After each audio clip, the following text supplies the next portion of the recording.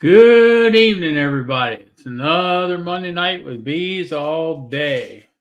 51 degrees in the Shenandoah Valley, clear skies. Been chilly this weekend. How's everybody today? Hey, DC, how are you this evening? We got Mike on here. We got Clay. We got Roy, Keith. Pennsyltucky's in here somewhere. I saw him earlier. Let's see, who else do we have in here right now? I think that's it for right now. So it's good to see everybody in here tonight. Let's get this link posted.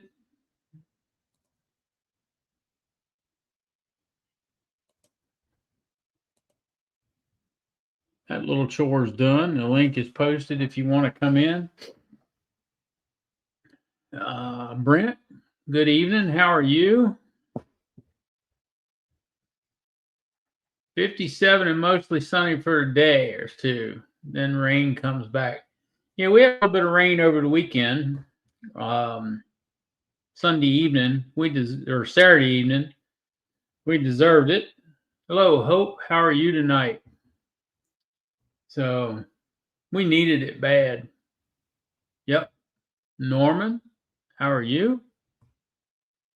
I haven't seen James in here yet. Billy Lee, how are you? Eugene, Chad, good to see you. Haven't seen you in a while.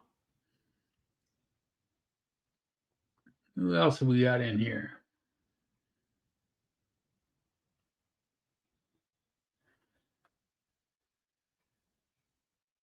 Well, I don't see anybody else. Anybody work their bees this weekend?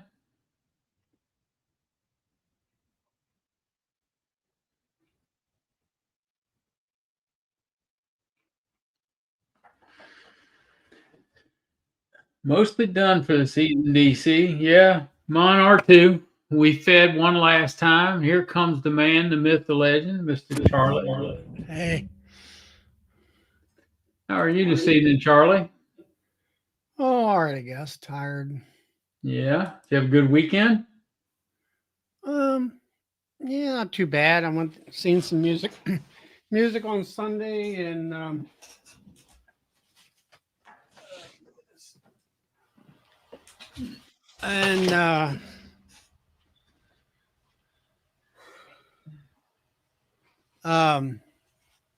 did some combining of hives and getting rid of some that started to die out. And I don't. Yeah. Hey, Billy Lee. I don't know whether or not they were. Hey, Clay. As far as whether they were running, I think one of them was running out of food, and you could tell they were kind of half. I don't know whether they were sick or they just kind of starving. And Yeah. they were the ones that were laying workers too, so they got shook Ah. out. They got shook out in the field, Yep. and most of them just stayed there in the grass. They didn't go nowhere. Yeah. And Hey, that Barnhill. Excuse me. this got rid of that hive. Got rid of. I took the one hive that was at the end. It was condensed down to one medium, and it had a lot of food in there. So I never did this before in all the years, but I went and got some Pro Sweet, and I took about I don't know quarter of a quart of Pro Sweet, added water to it, put it in my blender, my bee blender as I call it, and I blended it up to where it's nice and thin. You could use a spray bottle. Yeah. And then I happened to look at my supplies, and from my years of the old way of doing essence of oils, I did happen to have a bottle of peppermint oil. So I Ah. so I took a what do you call it, a eyedropper. Yep. I sucked up an eyedropper and threw that in the blender and blended it in, and then I filled my bottle up and I went out there and I pepper sprayed the hive. They had that young new queen in there, and she's got 3 frames of brood laid up right now. Oh, wow.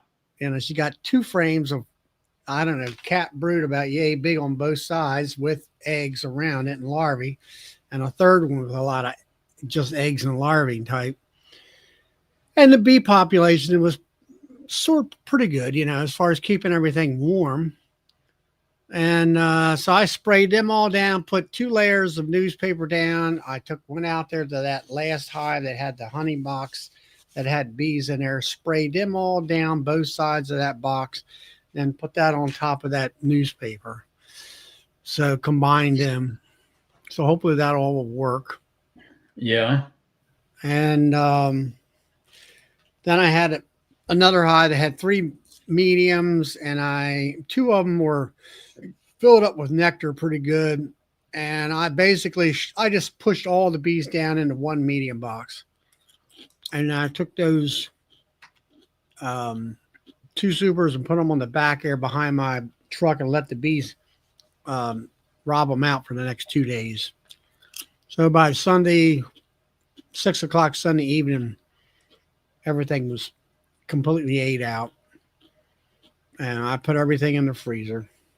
Yeah. I had to find some room, but I had a super there that had like new frames that were just barely drawn, partially drawn, nothing compared to like what I had in the ones that I took out of the hives. Yeah. So I swapped all them out to make the good stuff I put in the freezer. So I should be okay. If not, I can always put some mothballs. They look like cakes that I got from Walmart,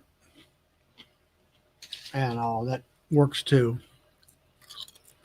So kind of got my, other than that 1 medium that's got the bees in it and all that, I've been kind of doing it in phases. A couple of weeks ago, I condensed the hives down, and then you had robbing issues and stuff like that. So you kind of had to quit for a while to get the robbing down, but you condensed the hives down. Then you came back, and then that kind of gives me an idea. Okay, what's this? What is available in this hive? Bees and food and things like that. So you kind of know which ones you're going to go to. So like the one I went to that I mowed the yard out Friday evening. And I looked at it. I'm looking at the entrances of what the bees were doing at the time, and the entrance just didn't look right with the bees. What was going on? And of course enough, got in there, and that was the one that was a land worker, and that's the one where they were crashing. Yeah. So I went to that one right away, kicked all the bees out into the hayfield, and took all that stuff and put it away, put it in my truck, and let the 2 boxes that had comb in there, the bees were on it, so they must have had some slight amount of nectar in there. So I let them, go after that, rob it out, Yeah. stuff like that. And so then I went from that to the hive towards behind the barn where they had 3 boxes, and they were a little bit, of course, they're queenless and they're a little feisty, and it's that time of the year. So I just kind of went through the boxes, and like I say, to see what I had. You could just tell by the weight what that was. So I'm like, okay, let's just shake everybody down in 1 box and let it go at that and let them calm down. So I did that. Yep. Then I knew about, the first box I did go to was that new queen. And I'm like, okay, let's see how she's doing. Been a week, now I got 3 frames of brood. Now I got nice 5-6 inch patches of cat brood on both sides of the frames. I'm like, okay, she's doing quite well. And so that's when I sprayed them, and that was the last hive to do. I sprayed them and then combined them with the other one. Yeah. And sprayed them. So I figure they'll have that probably within 3 days or so. They'll probably be ate through the papers. Yeah. They'll get through there. Hey, Joseph. Hey, Tar Heel. Who else? Randy's in here. Barnhill Bees, Wildwood Beekeeping. Yeah, that's Grayson. Yeah, bees, nuts, honey.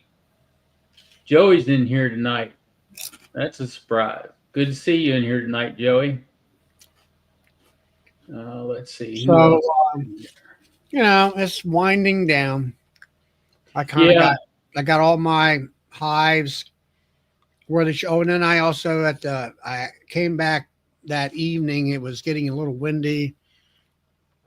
I came back yesterday evening and I was checking the hives, the two boxes that were full of honey, and the bees had pretty much taken care of everything. The only bees that were left were the yellow jackets.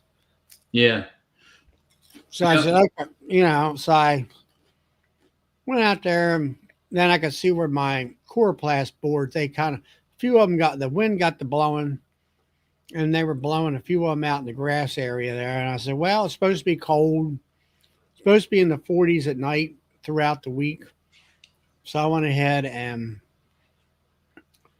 I put the boards back into the rest of those hives. The one hive that young queen was in there, I never took it out of that hive. I cleaned it and made sure that she didn't have any air draft up into that hive. Mm-hmm. Hey, Um, Tiny Creek. so it is what it is. I'm down some hives, but How many you think you're gonna lose, or how many did you lose already?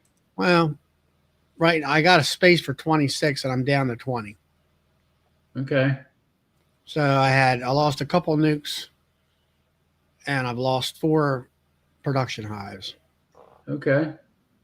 But Hey, Jay. I looked at my records. One of the hives was one of my queens that I put in. One of the laying worker was a 24 queen, so she crashed and burned. You know, Mm-hmm. should have been replaced, but I just couldn't get to it. Yeah. Um. So, hence, after the last 2 years of experience and research on my part with queens, I know my queen replacement program. I've kind of figured out what I want to do. I want to it's easier to get queens in the spring. And so I want to buy queens in the spring and have some on hand so I can do some splits and replenish. I got enough nukes to take my main thing is not so much my nukes. It's my hopefully I have enough nukes in order to replace my production hives in the wintertime. So Mm-hmm. I will come January or something like that when it's cold, I'll screen the highs off the front. I'll put a ratchet strap around, bring up a hand truck, and pick them up by hand because my high lifter doesn't work very well in that situation. Yeah. And I'll put them on the hand truck and then roll them down the line there and put them in place where they'll hopefully turn into 10 frame hives in the springtime. So Yeah. That would be good. I mean, you've got enough backup that you can do that. That's a good thing. well, that's the main thing about nukes. You know, some people have a 1-for-1 when it comes to nukes as far as replacement hives or a backup hive. Some of them have a 50% margin. They got one nuke for every 2 of their production hives Yeah. and all And that. that, you need the backup. So, Well, I had 12 nukes last year. I had space for 12 nukes. yeah. And I guess it was 16 honey hives. And I don't know. I just looked at that. I'm like, I don't need 12 nukes. Yeah, I did. I did make my own queens, and I did replace quite a few of the queens in my production hives this year with my queens, and in the nukes too. Um, but I'll say this: went down to Bill's, learned how to get the cell builder set up properly to be successful. Let's say 90% take on my graphs. I already knew how to graph. Just got to get that cell builder um, it properly built up, it properly made up in order to have the next step of success. So next year I tweaked that a lot, with buying the easy peasy cages, learning how to let them, and I said instead of them hatching in the incubator and dying on me because of lack of food, I made sure that I put them in the cell builder, let them hatch out there, let them get fed naturally, take them out, mark the queens by hand, put them in candy cages, put them back in that cell builder, let them continuously be fed. I experimented multiple ways of introduction of a version into the hive in any of these different hives. Some of them took, some of them didn't. A lot of them didn't. So I've been talking to some different friends, and like Brad from up in Faith Apiaries, he talked about letting queens walk in. Tried that. I put them in cages. I put them in cages with attendants. I put them in cages and with attendants after they've been in their own cage for a week, as they develop. And I'm going back to put them in a mating box just as in a cell form and let them hatch out naturally. I did that, I'll say 4 to 5 years ago when I was doing it. And I had a higher success rate when I did it that way. Yeah. And so the next process of this queen ring and understanding what to do and how to do it is to be able to take my 2 frame mating boxes that I built years ago, populate them to the point where bees will stay there. And that is finding frames of slab brood that's about ready to merge and put them in there along with bees, lock them up. So when them bees come out, to them, it's home. They'll stay there. At least that's my theory. And then put queen cells in Yeah. and do it that way and see if I don't get a better success rate. It's like putting queens in a production hive. If you take a queen out, 2 years ago, I took queens out. It was 7 days. But the seventh day is when I got my queens from down south. I went through every hive, frame by frame, shook all the bees off, killed every queen cell that I could find, made sure I found them all, then put my queen in there and popped the candy cage in. Mm-hmm. And I had a very high success rate with everything. So trying, I know for me with my my demery, rotation demery, rolling demery, I need to replace my queens every spring to get that production out of my bees. So, and then in the meantime, doing my own queens, I hope to um, get better at it to where I can replace all my queens, or at least a good portion of them every spring, or that maybe that fall. Yep. So that's my game plan. Whether I get that far, I'm not sure. Hey, Brian. Uh, it's it's um, it's the small details is what takes. You either hear about it, you try it out, um, in order to learn how to do it better. It just Yeah. aggravates me, and it takes me 10 or 15 years to figure all this out. Yeah, it does. It takes time. It takes a lot of time to figure it all out. The But thing of once you it is, you don't have a year to do this. no, You you you don't. only have you only have a short window each year, Yep. 4 to 6 months in order to figure out some minute details. And then with what you don't learn this year because of the end of the season, then you have to wait until the spring of next year Right. and all. Exactly. So my It just you've got to figure it out. You got to figure it out kind of quick. And I mean, granted, we've got a little bit longer season here than some people on the East Coast do. Uh, but the further west you go, the longer season you got to figure out, and the further south you go, the longer season you got to figure it out.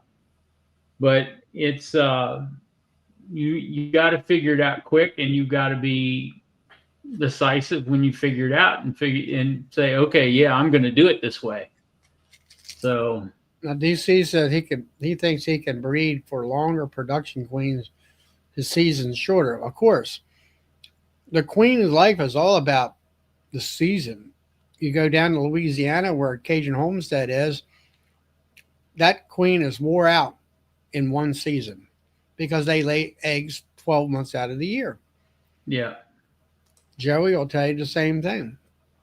They're taught down there to replace their queens every year. And they can do it as we would call it here in the middle of the winter for us, but down there it's still very warm. yeah, exactly.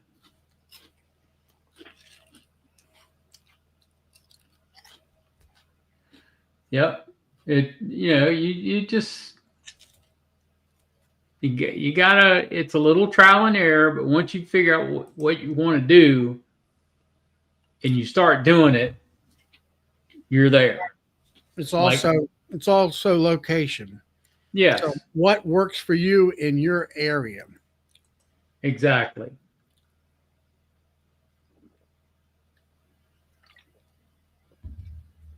So that's kind of what I've been doing. I've seen a band that I had never seen before, kind of a local band, and they were okay. I'll put it that way. They weren't the best. Yeah, I've heard better, but there's always something nice to hear something different. The venue was not. It was a venue that I've been before, but I don't really go there that often. And one thing that's nice about theirs is they start at like 1:30 in the afternoon, and pretty much you're done. You're going home by 4 o'clock, which suits me just fine because I had stuff to do about grabbing these supers and putting them in the freezer. And it rained last night. yeah. I was going to ask you if you got any rain over the weekend. Yeah, we got a little bit of rain Sunday night. Yeah, we got some rain Saturday night, and then we got some more Sunday. So Mm-hmm. And like Gary said about chickens, I don't know much about chickens, but I've watched enough of these homesteader videos or some of these farming guys that I watch. And chickens, that's why they get rid of the chickens they're always rotating a new crop of pullets in or whatever they all call them, new chickens in as the old ones are going out because after about 2 years, they start reducing and laying and you don't get enough eggs out of them to cover their expenses. yeah, I'm sure your wife can tell us all about that. yeah. She She's quite expert. yeah, her father put her through college selling eggs, so she is quite well versed in. So did she have to walk the chickens? No, they were laying hens. Okay. They did not walk them. No, I mean, I never knew what that was until when they're raising them, they all bunch up, and you have to break them up because they'll overheat each other and kill each other. No, they didn't. They stayed in the cages in the land houses. So Hmm. they were fed and watered right there in the cages. So yeah.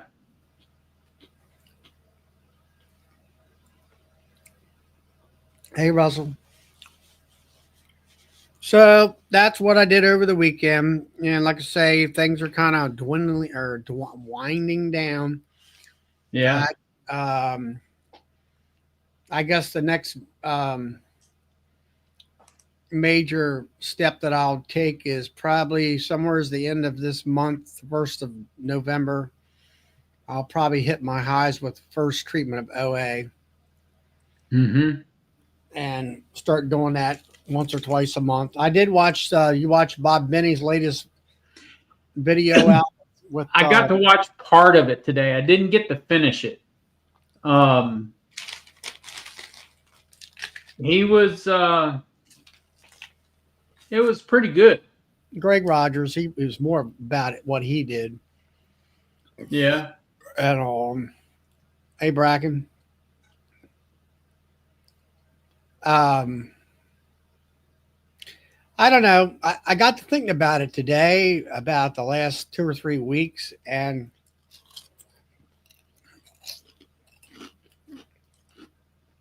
they're all focusing in on this extended release oxalic acid. Yeah. And I've talked to some other folks, and my question is, what what's the game plan? That's what I guess is what I'm saying. My game plan is in sometime in mid to early July, I want to put Apricot in, try to get it Yeah. through that. Come Yeah. September, around Labor Day, after Labor Day, when it's cool and low humidity, I want to put my Formic Pro in. Right. And my next game plan is from November until, let's say, most likely March at the latest. I will do OA vapor if I can when the weather's right, temperature at 45 degrees, at least a couple times a month. And that'll kind of suppress my mites throughout the winter. Yeah. So, where do you plug in extended release oxalic acid? Do you plug it into the spring? Do you plug it in the fall and go through the winter with it? Or what, or go through the spring through the summer with it? That kind of a thing. Yeah. And then for me, I use 3 different products like they recommend. It's like, okay, what product do you take out of play? To put the extended release in. The extended release, and at what time of the year is the most applicable? Some say it's only good for when you have your mites under control and it maintains that low mite load. Viroxan, now the salesman says, oh no, it's going to knock the mites down. Maybe.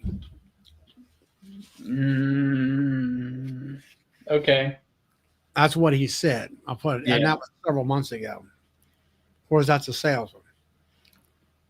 Just like tonight, I went on to another, the Pennsylvania chat,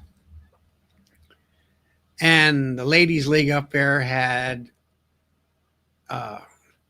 April Bar 2.0. And she had a 14 slide.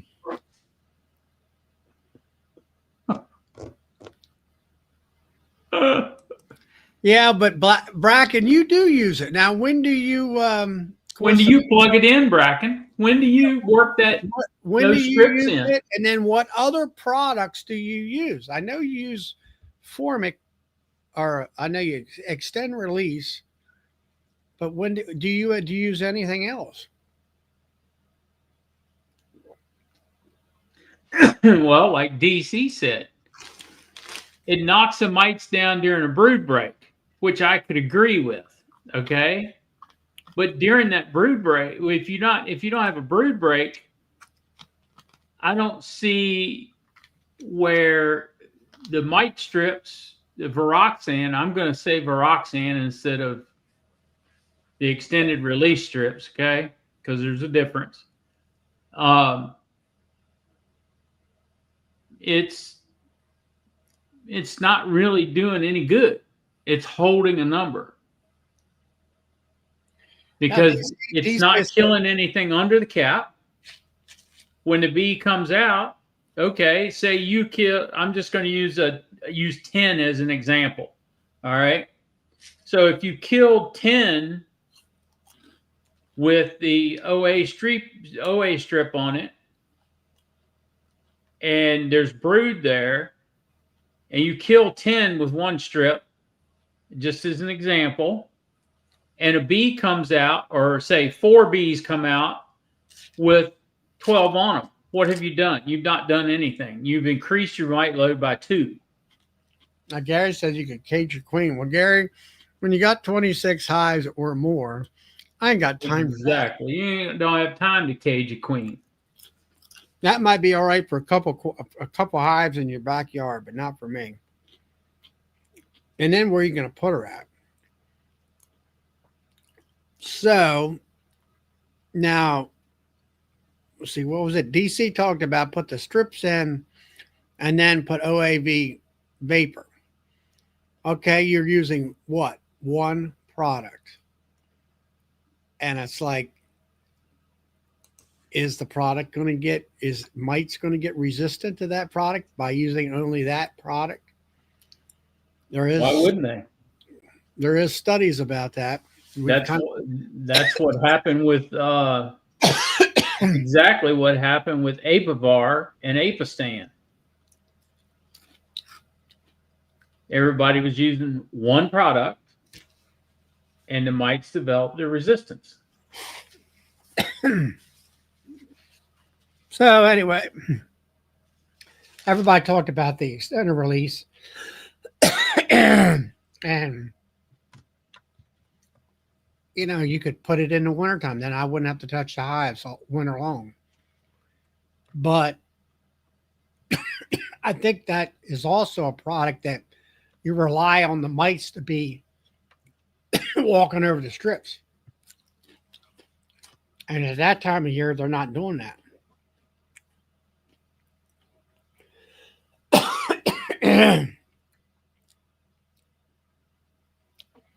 Well, I don't know. I got to get a drink.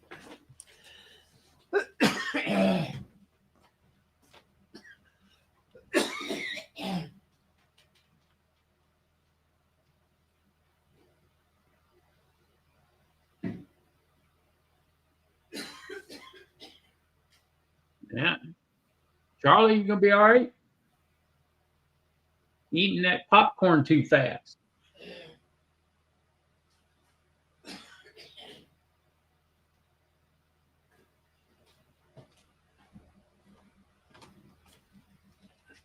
Just potato chips here.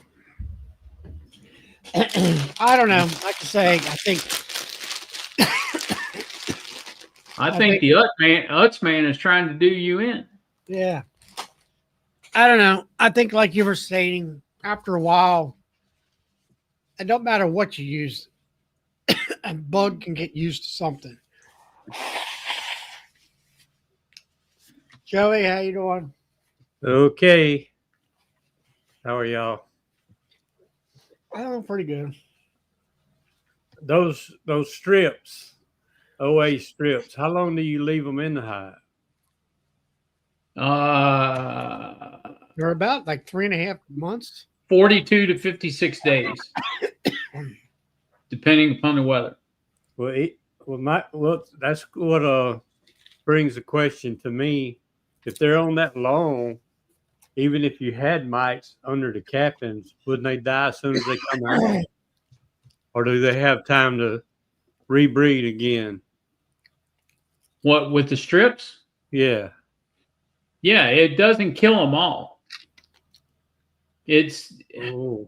It's kind of like a vapor, but it's not a vapor. It's more of a contact kill.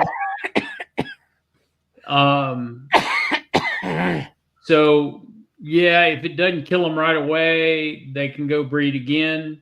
So I I look at the strips as a way to hold your number, but not as a way to actually get a good kill. Yeah, it's kind of like a dribble. When you do an OA dribble, if the OA dribble doesn't hit the mite or something like that, it doesn't actually do anything else except piss the bees off. So the Yeah, strips is what mostly about that? happenstance. Are They you just when you they gotta dribble? get in. You're putting that on the bees, right? What, the dribble? Yeah. Yeah, you're right down the cracks of the frames. Yeah, I know. It's 50 mLs. You're supposed to start with the bottom box, and you do 50 mLs all the way up for that whole box. Yeah, I don't know. I think I might have did that years and years ago one time, and that was enough of that. But I know some folks around my area here, they'll say, it's like on the 15th of December, that's when everybody should go out there and dribble their hives, and whatever. And it's just, and the one club in Pennsylvania, yeah, we'll make the stuff up for it and you can come and pick it up and all this other stuff. And they think that one little squirt in there is going to save their bees for the rest of the winter. And I don't know.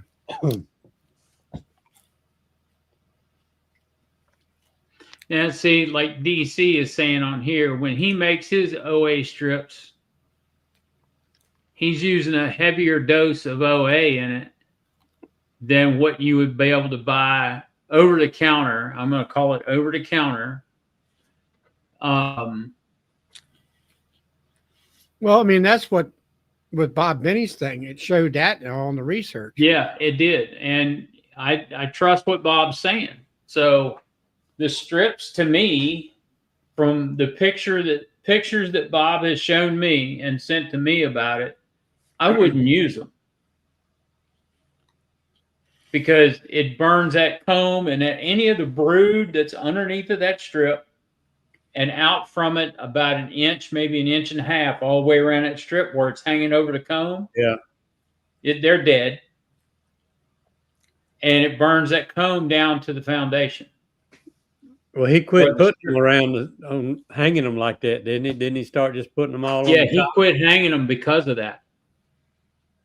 So that would even make it less likely for the mites to make contact with it being just on top then. Yep, it is. But what was also showed in his research that the homemade job was 50 grams. That was 50 grams, I think, because they laid 4 strips in there. Yeah. They added all 4 strips up with equal 50 grams of OA. And then you went down at the other spectrum of the chart with Viroxan, I think it was all of 12. Yeah. And then the Canadian stuff was, I'll say 20 or 15 or something like that. Yeah, it was a little stronger yet. Just a little bit stronger. Yep. And all that. And then the rest of it was about whether they hung them, whether they put them on top and that kind of thing. Yep. I was about to ask that same question that Brent's asking there. The bee is not moving the wax. It is actually burning the wax down to the foundation. Huh.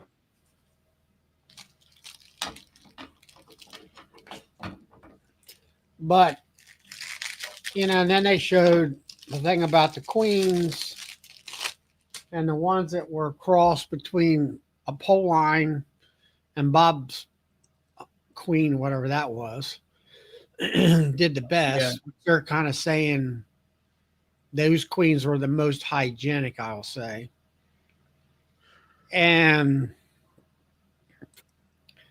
But then, as we know from other research, that queen's good until she leaves because her offspring doesn't hold the same amount of genes that she did. That's correct. So she's not going to be as good as the mother. And it's like, okay, well then that tells me that you got to keep constantly buying AI queens in order to maintain that high level of genetics. And the only thing I could say with all that is is that hey Phil, is that it'll take years, but after a while, the bee population, I'll say, will finally get saturated with these genetics and stuff like that. Right. That's my theory of it. But Yeah, and I think that's pretty close to being right, Charlie.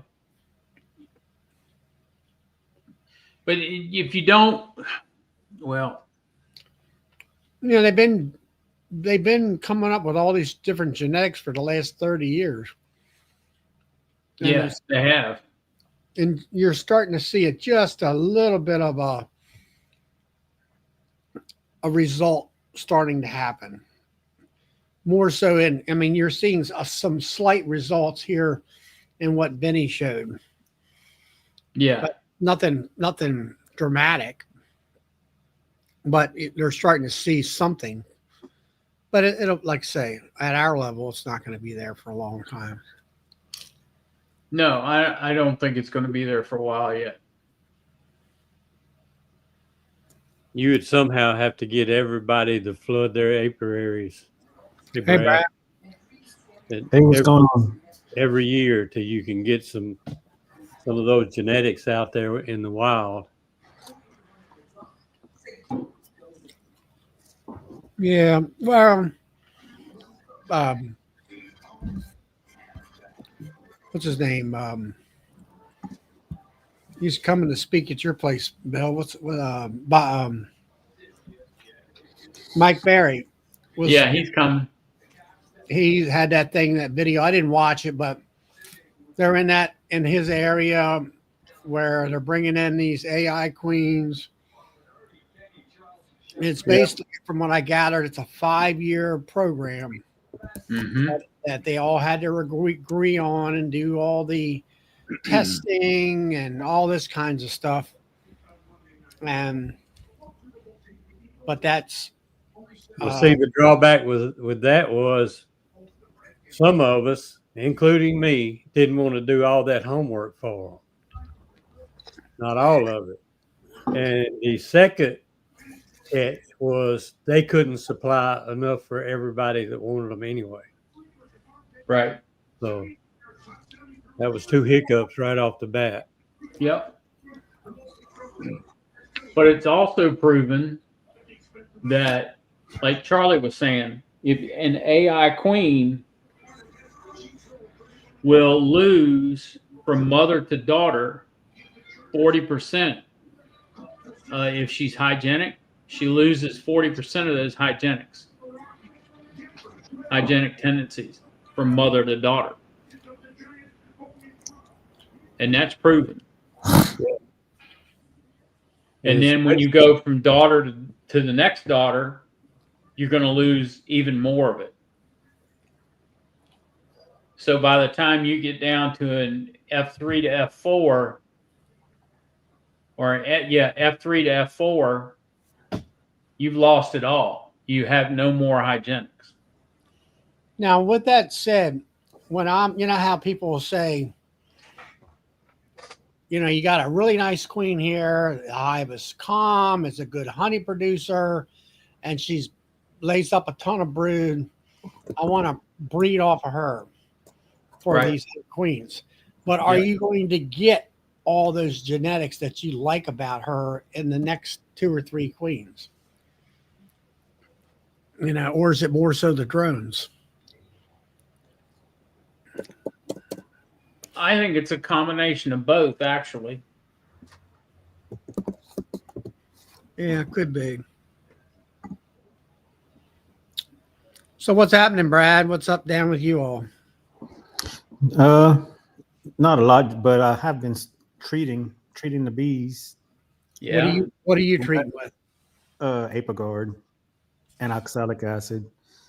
Um, we finally got some cool weather. We had got a little bit of cool weather about a month ago, and I had started the Apagard, but then it got back hot again, so I had to quit. Which it worked out pretty good because I did Apagard for that one time, and then I did like for the next 3 weeks I did oxalic acid, and I started Apagard again, and I started doing some mite checks, and I've been having all zeros and ones, so it worked out pretty good. Mhm.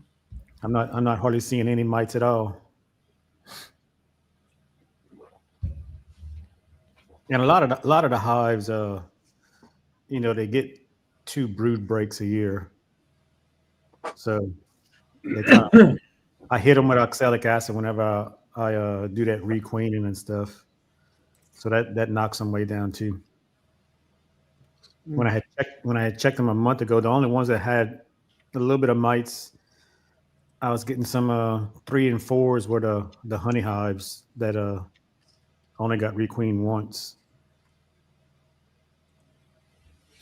Well, now, what's temperature range? What are you running? About 70 degrees down there now? Yeah, 80? well, this morning it was like 47. Really? Yeah, and Yeah, it that's what it got up. was. Yeah, it got up in the 60s. That's what it was here. I'm surprised you're that cold. Well, it's only gonna last a day or two. I think it's supposed to.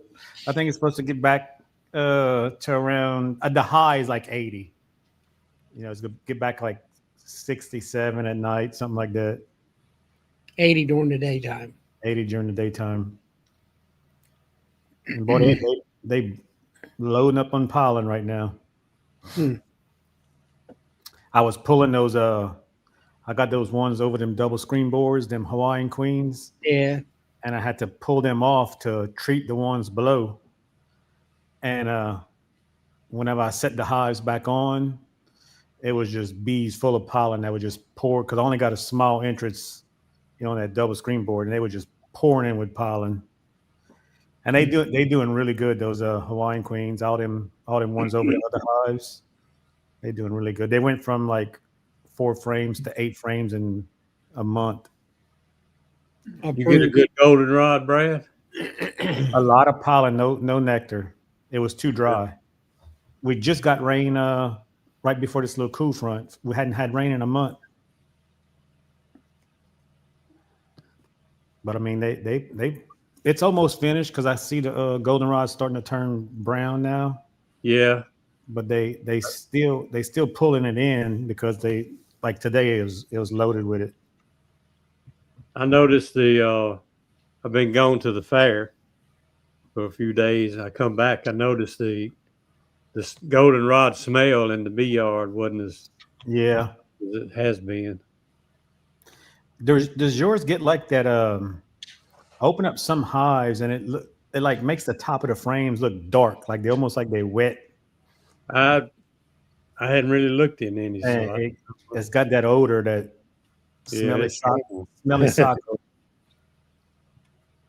But I put them out some feed to try to um, help them stop from robbing. I had one hive that got robbed out during the week.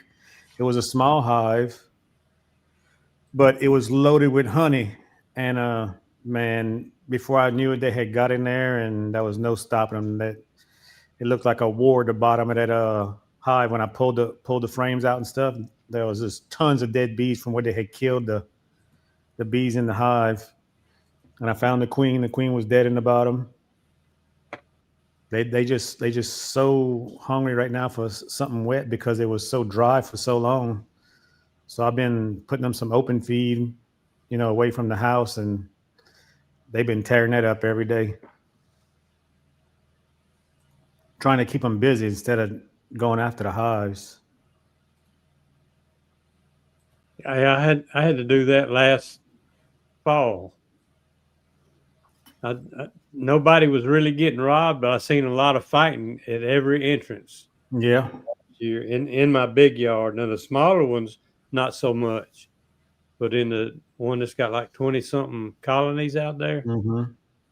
I had to, and I couldn't just dump it on them because it'd be over in a day. So I had to fix it where, like the buckets I use, upside down Mm-hmm. buckets with the hole drilled in it, something Yeah. that would be real slow to keep I, them I busy with that. I had bought when I first started. You don't know no better. I had bought them what you call them, Boardman feeders, where that goes in the entrance or something. Yeah, Yep. I I can't had even about give these away anymore. I had bought about 10 of them. Well, now I use them for open feed. I put half-gallon jugs There on you top of them, go. and Yeah. I got the kids' old swing set. It's one of them wooden ones that has like a little house on it, Yeah. and I set them all around that play set, and they that way they can't rob it all at once like a Yeah, open container. they got to And suck it out of there. yeah, they got. I only put like 2 or 3 holes in each jar, and they got it that way they steady going by that old swing, and they pack there all day long, and they kind of stay away from the hives, the smaller hives. And Yeah, and what's even better, I've been giving them old honey that I had from last year that had got real dark, and I've been just feeding them straight honey back. I had did a little bit of open feeding with some 2-to-1, but like you said, they with some pine straw in a tote, it's gone within like 2 or 3 hours. yeah, they suck it right out of there. Mm-hmm. First time I used one of them, I thought I had a hole in the tote somewhere. And pine straw was dry.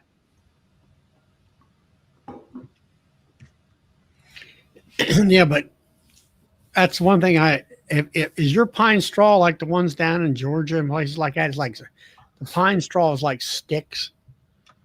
They're actually like that hard. They bale them up into bales of straw. Yeah, they can bale it up in bales. Yeah. Yeah, Yeah, Yes. your stuff. I mean, we don't have pine straw. We got pine needles, but your stuff is like little pieces of wood almost. That's how thick they Well, are. they're just long. I don't find them that they're that. Real stiff. Yeah, I mean, they know what you. I guess I don't know any difference because that's all we got around here. I don't know any. Mm. But the ones I got around my house are some long pine. yeah, long leaf. Mm-hmm. Yeah. And they But fall in heavy right now. Yeah, I'm gonna rake me up a new drum of it for next season. I get a good batch of it for the smoker off the driveway. It falls right where the tire Mm-hmm. tracks go, and you kind of run over it a little bit with the tire. Makes it My work. well, I was thinking yours gets run over. Whenever they're fresh and you don't have any gloves on or anything, they stick you when you Yeah, shove them in you. Well, last year I piled them up by a oak tree, like just put them all around the oak tree just to look like a flower bed and stuff. And I got a few couple of chickens that get out and they go around there and they constantly digging that up and going up in them pine straw.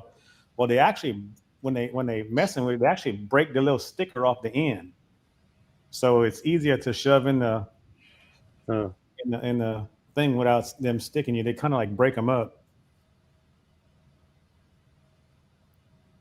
Them chickens sometimes love when I'm pine straw. packing it in the smoker, Yeah. those needles will go up under my fingernails. Mm-hmm. It's pretty good. and that's why they're stiff. They're stiff, aren't they? Yeah. See, that's what I'm saying. They're like little pieces of wood, and they're stiff. Where ours is like real. It's like real soft. Oh, Uh, really? oh Hmm. yeah, ours are needles. Yours is sticks. Okay. Hmm. So You got a lot of brood, Joey? Last time I looked, I did. Yeah, from what I was checking today, I had some sheets of brood. I had to Yeah. pull. I pulled one sheet out because one hive had too much, and I put it to. I have a queen that just got mated. Um, for some reason, they uh, they tried to supersede this hive. It didn't work. So it was let's see, yeah, the beginning of September. I stuck them a frame of eggs in there to keep them from going laying worker until I was going to combine them. But they ended up making a sale and hatching one of the smallest queens. She looks like a regular bee in the hive, but she hatched out and got mated, and she's laying. So I put her a frame of brood to try to help them out. But Wow. it was the hardest to try to find her because she's tiny. She's a little queen, huh? Yeah. You get a lot of that down there? Well, on well, it was an emergency sale. Plus, that was at the time that in September the goldenrod hadn't started blooming yet. There was nothing coming in, no fresh food or nothing. So they don't make very good queens at that time unless you feed them yourself. And I didn't feed them because I was just putting that in there just to hold them from going laying worker. I wasn't expecting to actually raise a queen, but I forgot about it. And before I knew it, I went up in there and found a hatched out cell. That might be why she made it back. She could outfly the dragonflies. Maybe That's so. right. She was quicker.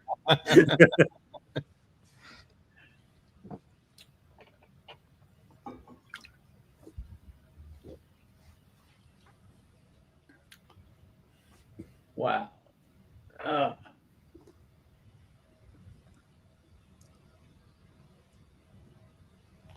Yeah, that's what I would say there. Clay says he's only 2 hours away from Woodville. That's in his back door. What's it Yeah. about? It's about 3 hours for you, Bill. Yeah, something like that.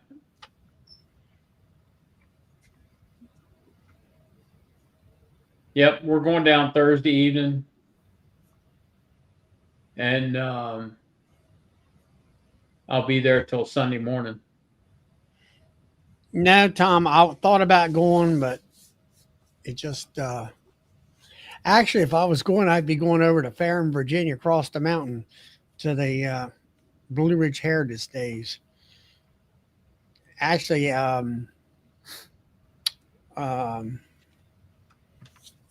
can't think of his name right now. He texted me and wanted to know whether I was coming down to that or going to the Beak meeting. And can't think of his name right now.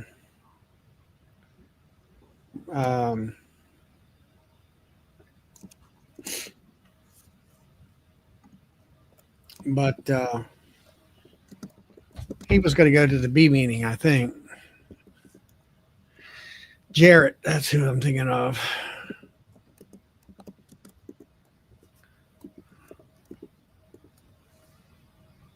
That's our pine straw.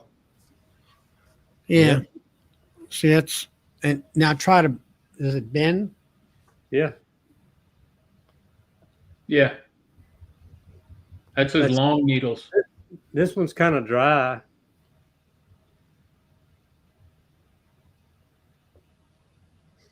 It's 8 o'clock.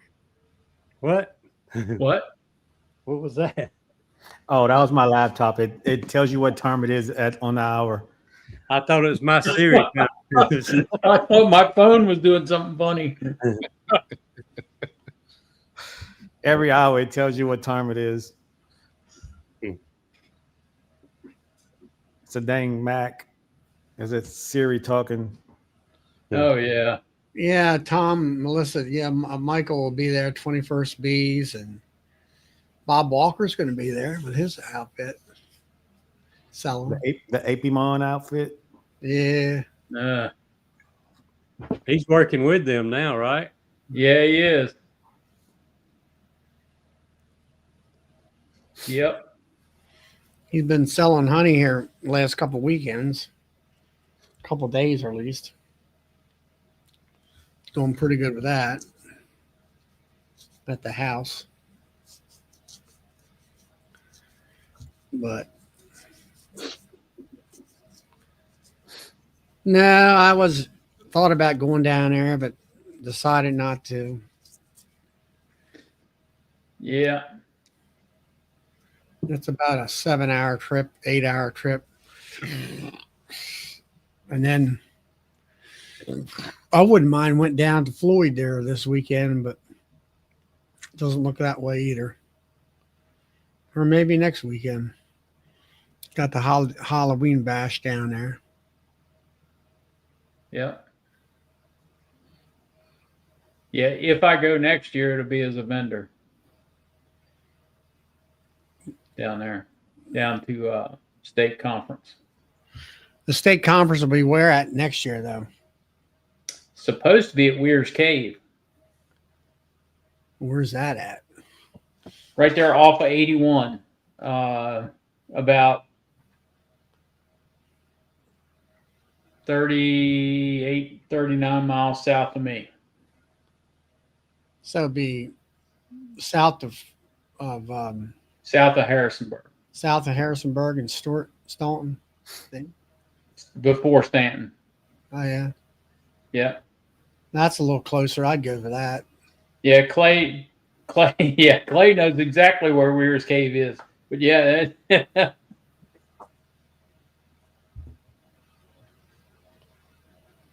What time of the year is it?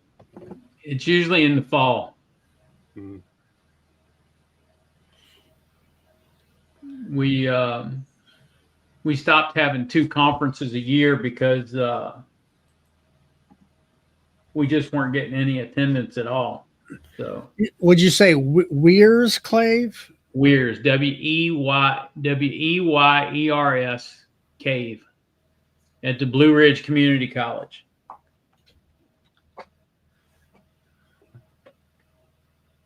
Community Center? Community College.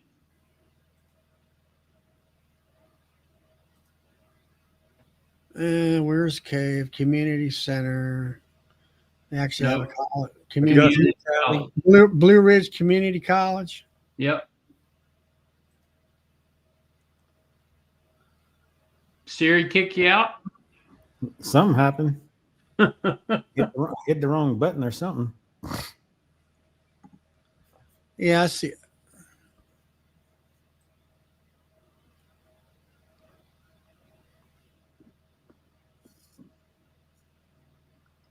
Hmm.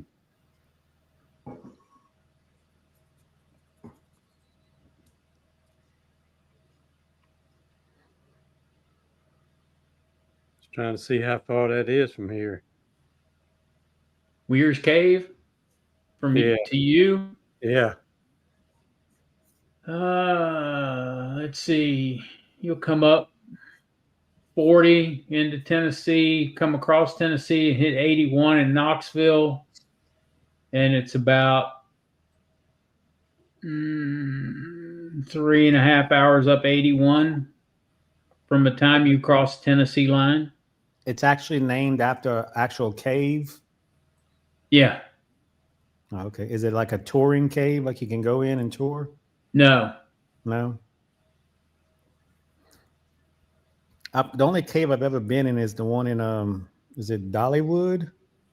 Yeah, there's one in Luray too, right close to me, a cavern, and then there's Shenandoah Caverns right up front, right up, 15 minutes from my house. Oh, really? Yeah, it's a big tourist attraction now. Also in Weir's Cave is the Shenandoah Valley Airport. I like going to those caves. It's kind of a little scary at some places, but it's fun. You need to go to Lost Sea then up in Tennessee. Yeah. What is that? The Lost Sea. The Lost Sea? Yeah. Is that around Chattanooga? Yeah. Yeah. We were going to stop there a couple of years ago, and I don't know, passed it and didn't get to go. And then we called and they were booked up for that time slot. It was pretty neat. Michael got back from Missouri.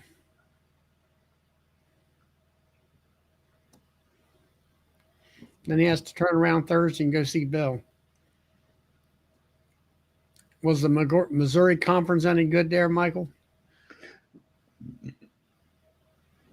Is he in here? I haven't seen him. There he is. Just popped in.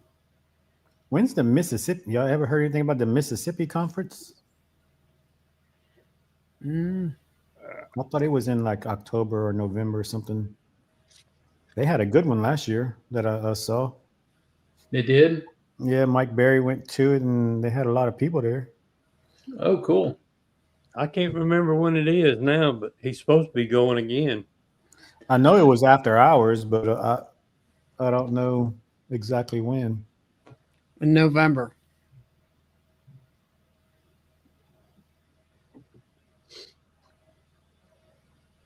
Yeah, what is it with these numbers at the end of people's names? I don't know. It's like I Brian Cooper. Usually it's Brian C. Yeah. I saw a lot of that. I was wondering what was going on. And all of them have the @ sign. Do they normally have the @ sign?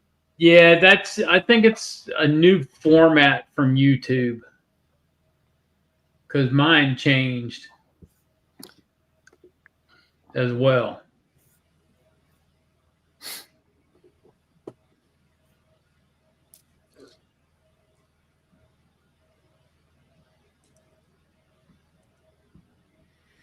November the 7th and 8th. That is my tag, not my username. Okay, I don't know what a username and a tag is. I think Yeah, YouTube did it. Tag brings you to a website. Yeah. Channel names.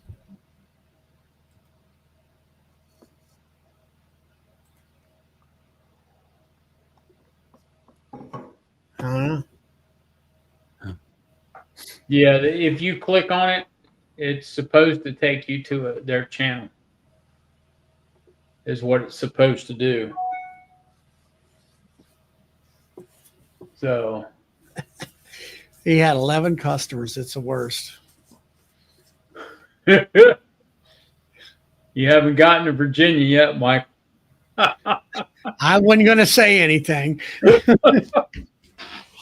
We only got, I think it's 110 people registered for the conference.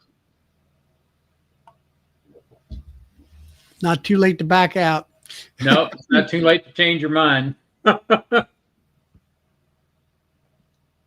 No, Pennsylvania, yours is still the same. That's the only bad thing about trying to sell stuff. You got to go to all the I know. events if you're going to make headway. Yeah.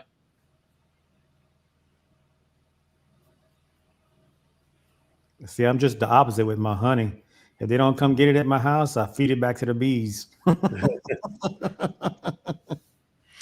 I've been doing, as far as honey sales, it's been doing pretty good. I average around 20, 25 pounds a week. That's good, man. You know, that's what I'm bottling, to replace my Yeah. stuff. I think this past week, Mine have went down ever since I went up $2. What's that? Ever since I went up $2 around here, these tiny bows don't want to buy the honey. Everybody's killing it. Huh? Man, If I sold a bottle every time somebody says I need to come by your house and get some honey, oh yeah, I'd be out right now. they have some of them that on market. I do good on marketplace. They'll come to. Matter of fact, my mother-in-law lives across the street, and she's always home. So I bring honey over there, and they just show up over there and get it. And they'll have some at marketplace. When can we come? And they're like, you can come right now. Okay, and then you don't hear from them. And they're like, yeah, is this still available? Yes, it's still available. Are you interested? Yes. Okay. So I text them back. I'm waiting just to nag them. When they're like, oh, sorry, we can't come right now. And I'll text them back a little while later. Are you coming yet? Wow. It just went up $2. Yeah, the price just went up. You missed out on the deal. I The can't sale ended. Look, I came in for losing around here. I was selling quarts. I started out at $15 for a quart. Jesus. Okay. And I was selling pretty good. But then I started getting slammed by the other sellers around here because there's so many. You're trying to undercut us. We're not making any money. So I looked at their prices. They were selling anywhere from $17 to $20. So I went up to $17. Nobody wants to buy the honey now. They think I'm Yeah, robbing that's why they were coming to you, because you were cheaper. I told my wife, I said, I'm fixing to go back down to $15. Hell on them ones that say I'm undercutting them. I need to get rid of this junk. Oh my God. I like selling bees. I don't like selling honey. Yeah, but honey is the necessary evil when you look at it. Yeah. My wife made me go do some work at one of my apartments in Baton Rouge, and she says, bring you some honey and a sign and go to the Walmart parking lot or something like that and sell some honey. Yeah. I said, okay. So we ended up going to some little it was like a doctor's office, like a little shopping center with a doctor's office. And we did pretty good. We sold a good bit. And so I went back to do some work at an apartment. I said, well, I'm gonna bring some more honey. I did pretty good the first time. And I stopped at it was a Super One Foods on a main strip, lot of traffic. And I was at the road and I backed up my truck, loaded my tailgate, broke out some honey and put a sign up. And people started stopping. And you know it, the people from Super One Foods come walking out there. Sir, you're gonna have to move. You're competing against our honey in our store. I said, lady, what you got in that store ain't nothing but what I got on this tailgate. Huh. I said, okay, I'll leave. She ran me off. Michael, I wouldn't run you off. I wouldn't do that. I'm just giving you fair warning. That's all.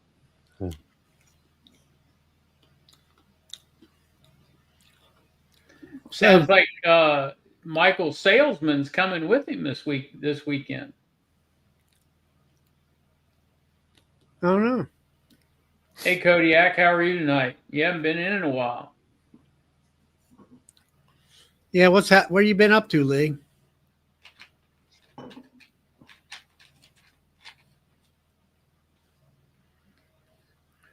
But I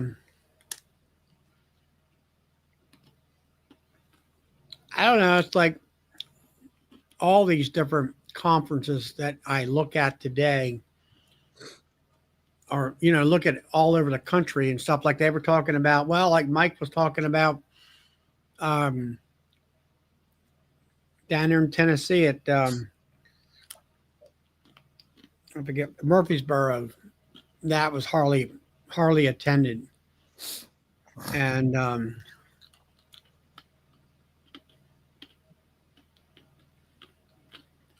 Lee was rock climbing. yeah. He can keep that rock climbing. Yeah, it's too much I'm too heavy to hit the bottom. It's not the fall that kills you, it's that sudden stop, right? Yeah, that bottom, that platform there, the rock. Yeah.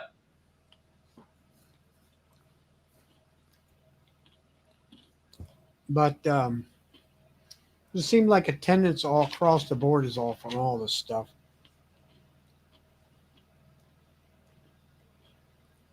I don't know if because of Nobby, where everybody just kind of goes to the biggest one around and be done with it, or what.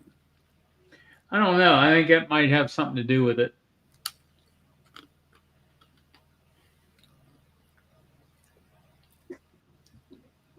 Well, I know like ours in Louisiana, you got a few vendors there, but you only have one or two that actually bring stuff you can buy. Yeah. Some of them there just to represent the company. Yeah.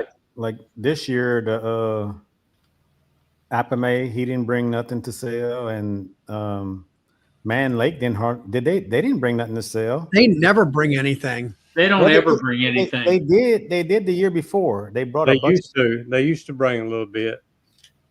And then had Dan it. They didn't bring nothing. Who? Dandit Supply, Dandit and Son, or something like Data that. ant. Data. Data, yeah, Well, the bee supply used to be Texas. yeah. They're there all the time, but they don't bring nothing to sell. Yeah, they don't bring Yeah. hardly anything. They used to have a big setup when they were still Texas Bee Supply. And that's Yeah. why I go to the conference is to pick up some stuff. Yeah. Yeah. I usually pick up my treatments at that time of the year because ours is in what is it, August? Yeah, I think it's in August. Yeah. And I pick up that's where I pick up my treatments, and then I pick up always some frames and stuff like that. Yeah, Tom was saying the reason Apamay doesn't bring any stock to sell is they ship direct to your house. Yeah. They had a few there, but not a whole lot. Had a few there just for show mostly. Except I think at Nobby they bring stuff to sell, don't they? Apamay? Apamay? I don't know. They bring some, but it's mostly like their feeders and stuff. Yeah. But as far as the hives, you got to pre-order. Yeah. Because I usually pick up a couple of them nukes every year, and I'm waiting for them to put out their sale this year because I like to pick up at least 2 of them seven framers. Yep. Because that's what I use for my queen rearing mostly. They $210 a piece right now, but they usually sell them for like $160 or something like that for the knobby.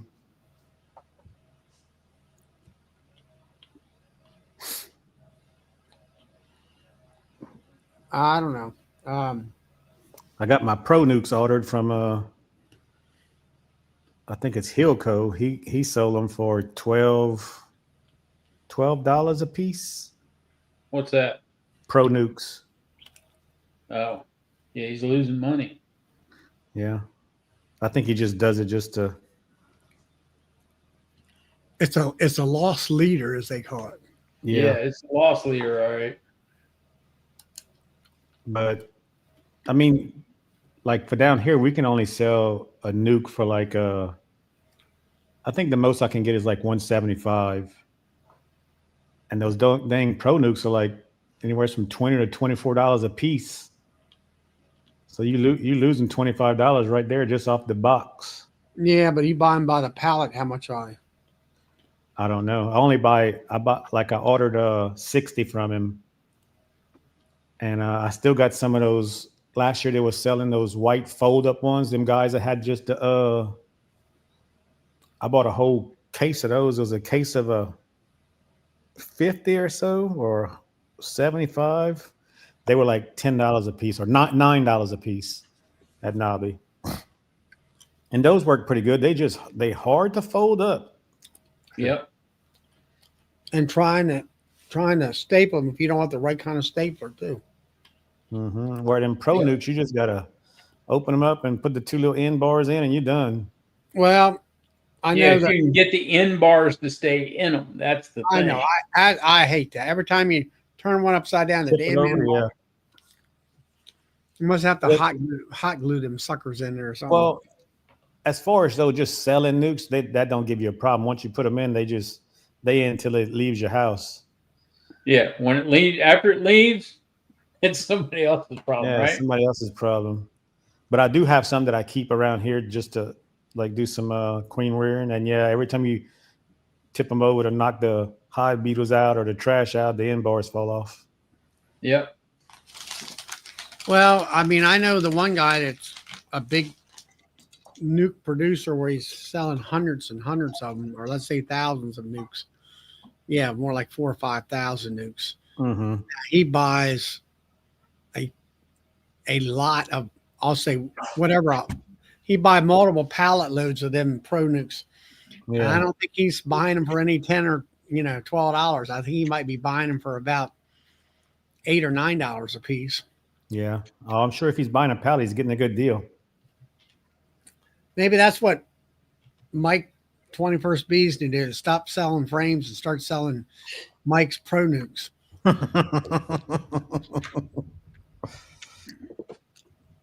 have a machine make up his own pro nukes. There you go. And if he can do it cheap enough, I'll buy them from him. I've got 25 of them sitting there in the floor that I can't get rid of. Of what? Pro nukes. Oh, really? Yeah.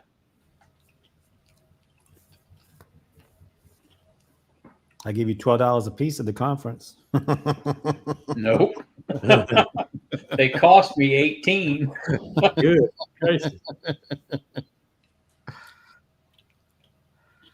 You know, last year he actually sold them for $10 at Hilco. This year he went up to 12. It's 12 or 12. $12.99. Yeah, $12.99. Yeah. I know Yeah, it cost $650. Whatever I bought. I made a mistake 2 years ago with Pro Nukes. I was selling nukes, and I would make up the nukes in a Pro Nuke 1 to 2 days ahead of time, Mhm. right? And then I'd set them under the tree in the shade, and I had 15 of them. Somebody was coming to get 15 of them, and I made them up, and I set them there underneath the tree. I went back out the next morning and looked at them, and they were all dead. Well, that's funny for being in the shade tree. You must have made them up too heavy. They cooked. Really? Yep, every one of them cooked. They were. Oh, you had them closed. No, the vents were open, but they No, I'm cooked. talking about the bees could come and go. No, Oh yeah, yeah. yeah, they cooked. Sure, they'll do that in them jesters too. Yeah, they will, If it's because all the closed. jesters now are plastic.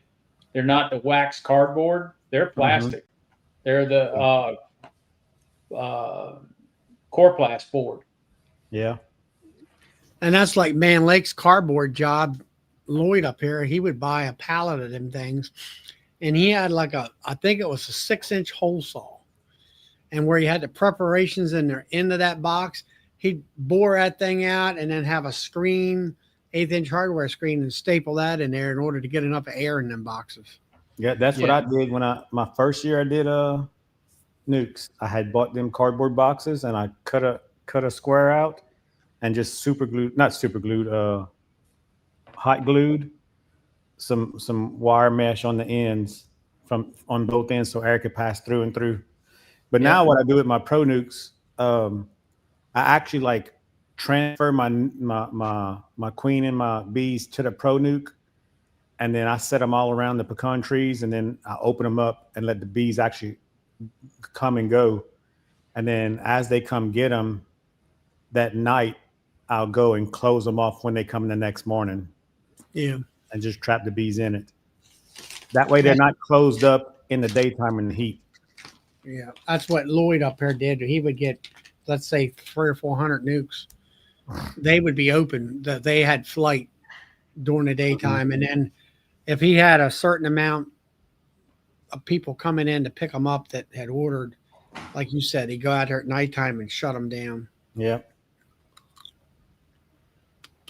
I've never had one because I do have a few that I would keep in the sun in the summertime, but I always had like a piece of thin plywood cut a little bit bigger than the top of the Pro Nuke, and I just lay that on the cover to keep the sun off the Pro Nukes. And they would beer just like the rest of the hives. As long you just can't let the sun hit directly on that plastic.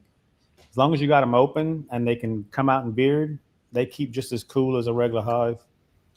Yeah, I always found that they sweat no matter where you put them. Yeah. And of course, there's no way to get the water out of the bottom of them. Mm-hmm. Oh, the Pro Nukes? Yep. Yeah, but now they got drain holes. Well, it's about time they did that. Yeah, they don't hold water anymore. They got drain holes in them now.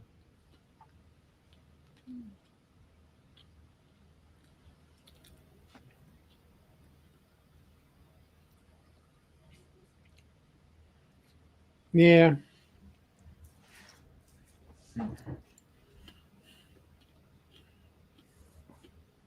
They got the way the top is. I don't know if they've always been that way, but the ones I got, you put the top on one way, it's sealed. Put it on the other way, it's vented. Yeah. Yeah, it's got the words printed on it Yeah, so you can see. And all it is, that all the top is drilled with holes all the way around the top. yeah. And one way the lid goes on, they got little indentions that block the hose. If you flip the lid the other way around, the hose are not blocked.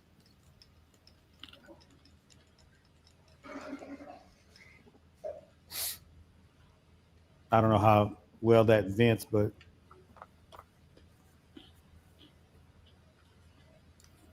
I like them just because of the ease of them.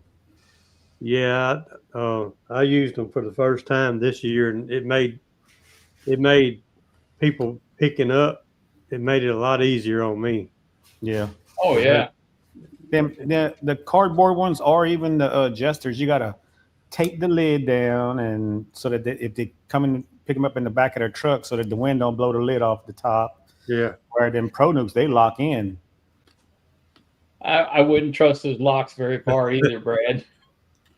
They work pretty good. I haven't had nobody complain about that. yeah. Yeah, the Jester nukes, what I found with those is when you fold them together, right there on the front where that little indentation sits for the bees to go in and out right there. Mm-hmm. There's a spot where it comes where a couple of folds come together. It gets a space in between the folds and it leaks bees right there. Yeah. Well, those Pro Nukes, if you don't close the little door right, it will come back open. Oh So yeah. what I do is take a little piece of duct tape and stick it closed. Yep.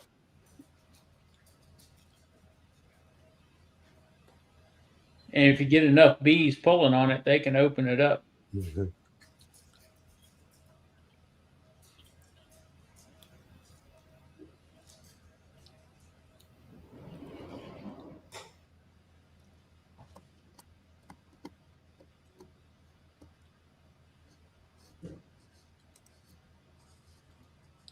Well,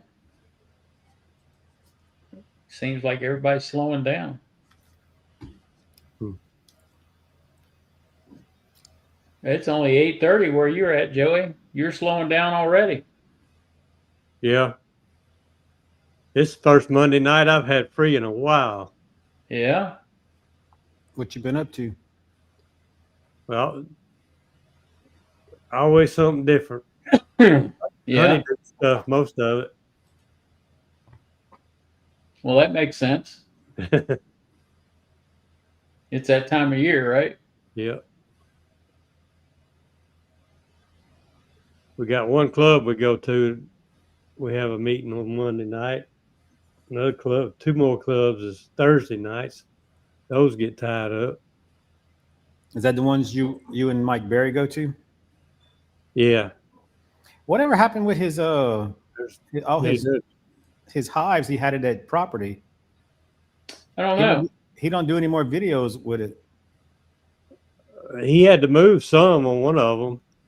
He had to move them somewhere else. I seen where he had him on a trailer, but he never said anything about him. Yeah. He's supposed to be taking them to a new property, but I don't know if he's done that yet or not.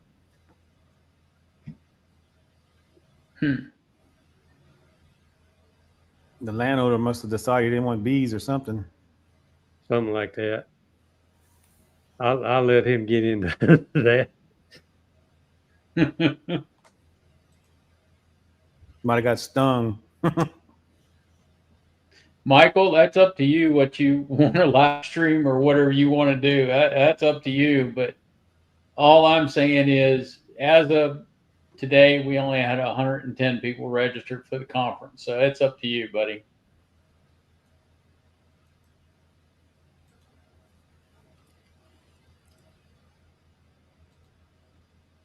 Tom needs to come out there and sell for you this weekend.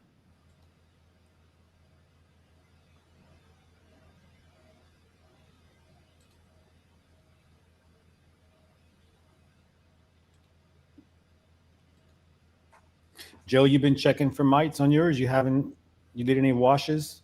No, You been seeing any signs of mite? I hadn't really been in a hive too much. Oh, okay. The last, not the last video, the next to the last video I did was the last time I've been in any hives, and I was just adding box to them, Mm-hmm. boxes and honey and comb. I did. Hey, Rob, you need to connect your microphone and your camera before I can add you to the stream if you want to come in. I did have one hive that was it had either 2 or 3 mites. That was the highest one I had, but it had some uncapping going on with them. What are they actually doing when they uncap it? Are they actually taking the mite out, or just That's what I understand. because you could see where they had uncapped it, you could see the larva in there and the 2 eyes or the gray eyes or whatever you call it. And do they ever cap it completely back, or they just let it hatch out like that? I don't know if they actually pull that larvae out too, but what it's supposed to be doing is stopping the mite from being able to breathe. Yeah, that's what it does. And I don't think they take the larva out. Yeah, if they detect that the larva's sick, they'll kill it. But it can continue to grow being uncapped like that. To a point. Because I never see any dead ones, like they died in there. I always just, when I pull the frame, I'll see some uncapping going on, and it looks like alive, because it looks, looks fresh. It don't look like it's been decomposing or anything. Yeah. And so it's like, do they leave it uncapped? Do they cap it back? I'd have to pull the frame out every day and see what's going on.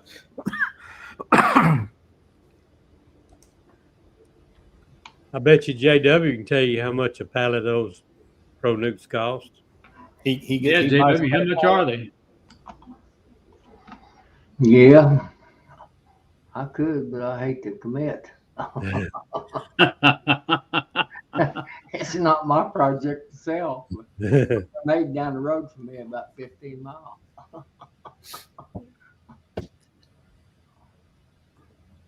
JW is a horse trader now. A horse trader or A a horse cow trader trader? is the guy that's accused me of horse trading. That old boy out there you're trying to get to come over, you'll find out horse trader if you get him over in Virginia at that. Yeah, but see, there's a difference between a horse trader and a horse thief. Yeah. Well, that might be a good scenario there, It Bill. might be.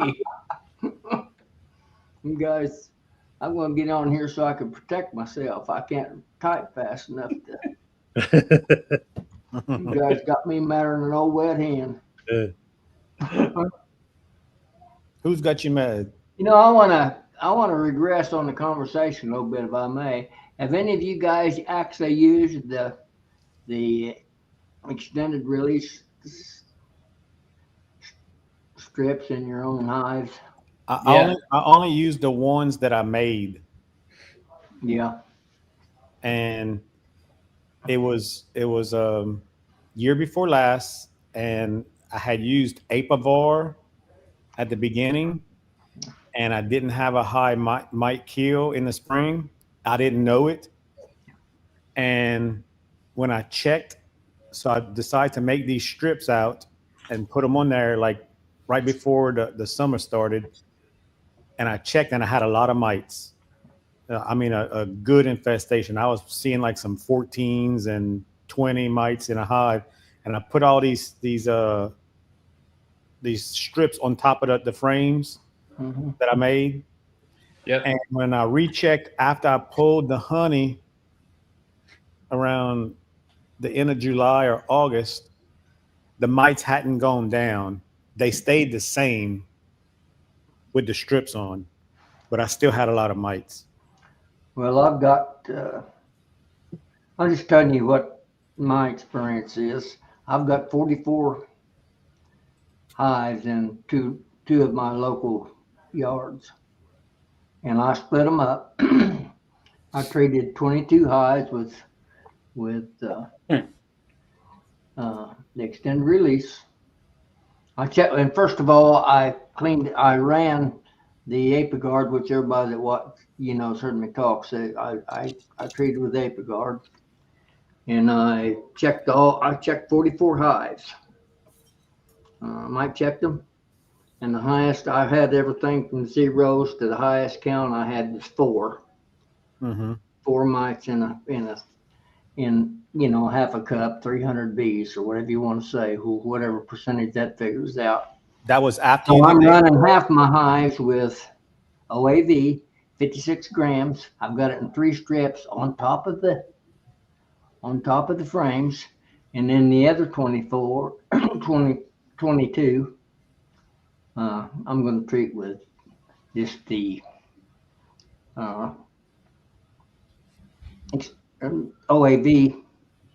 I'm going to treat them 444 as the opportunities arise, and then I'm going to check them about the 1st of February and see which ones check out the best before I do my spring treatment, so to speak.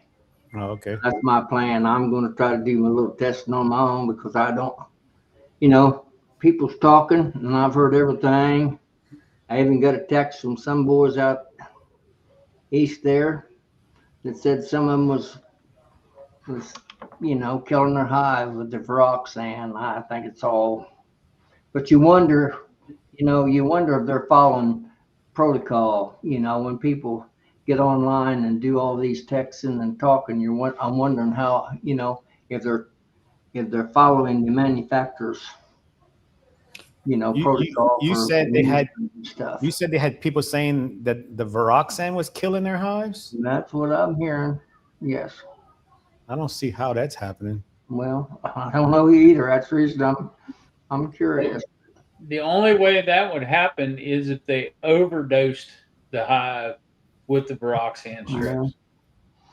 Now, I do know one thing. I see people just shoving those strips in between those frames. I'm not like, you're not worried about rolling your queen or step. I mean, you're shoving them in the brood frames. Even when I used to put the Apivar strips, I used to spread my frame apart and then, make sure it was going in there real easy and then put the frame back together. Well, I mean, I'm still using that as a spring treatment. I'm still using some Apigard in the spring. I'm cleaning up Apivar in the spring. And I'm cleaning up in the late fall or early fall actually with Apigard. And you still seeing some good results with the Apivar in the spring? I am. Yes, I am. I don't think I have any resistance, but I'm not loaded with beekeepers now, Brad. Yeah. Like you say you are. To my knowledge, the closest it's a hobbyist beekeeper, which I'm a hobbyist too, as far as that goes. But the closest bees that I'm aware of to me is about 9 Mile. Oh, really? Yeah. No, I got some that's half a mile away. I got commercial guys, and that's all they use is Apivar. Yeah. And they put that in every hive twice a year. They put it in the spring, they put it in the fall, and they have so much loss. I'm not like, why don't I guess it's because of the ease of it. I mean, they got hundreds and hundreds of hives. I guess they do it for the ease, but they sure get a lot of losses. Yeah. The guys, he's talking about the Pronux. The biggest commercial guy in my general area is the guy that makes the Pronux. He's got 5,000 or 6,000. He's got them on the move all the time. So frequently that there's none of them that's even within probably 25, 30 mile of me, that I ever see anyway. But he goes to California and Wisconsin for the cranberries, and then the melons in the Ohio and Mississippi River valleys, where the truck farmers, produce a lot of watermelons, cantaloupes, pumpkins. We do a lot of that. But I mean, I was using the Apivar and it was working good at the beginning. Yeah. I mean, I only had like I think up to 30 or 40 hives at the time. And it was working good, but I was using it like they were using it twice a year, the Yeah. spring and the fall.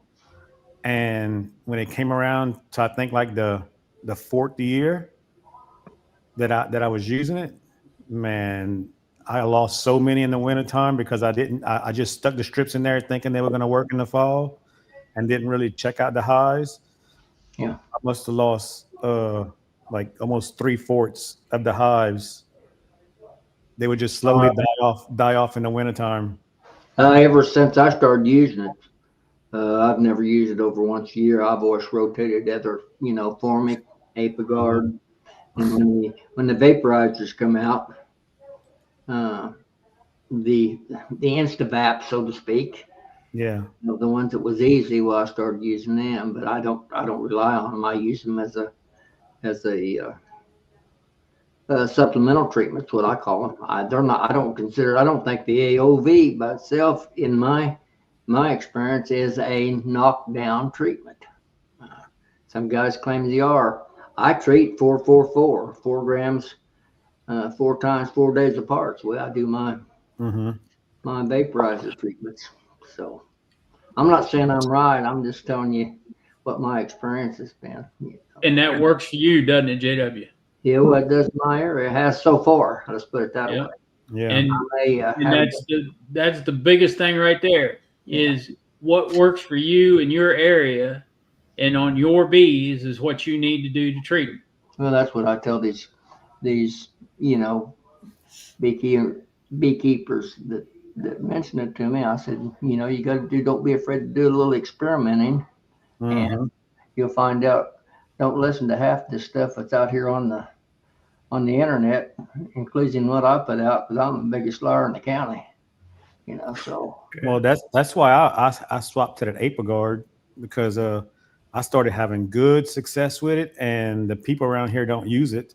yeah, And so I find that I get a good kill, and shoot, by the time I do my second dose, my hives I'm pulling yeah. zeros and ones out of them. So I'm happy with that. I mean, If you can catch in my opinion, well, let's preface it with my opinion. If you can catch the right weather conditions, mhm. my experience has been that the Formic does a little bit better knockdown than what the Apigard has done in my area. But I've never used the Formic because of the heat down here. it's very heat sensitive. You want to be careful with it. I can tell you that. Yeah. I'm gonna check. I mean, we got some cool weather right now, but like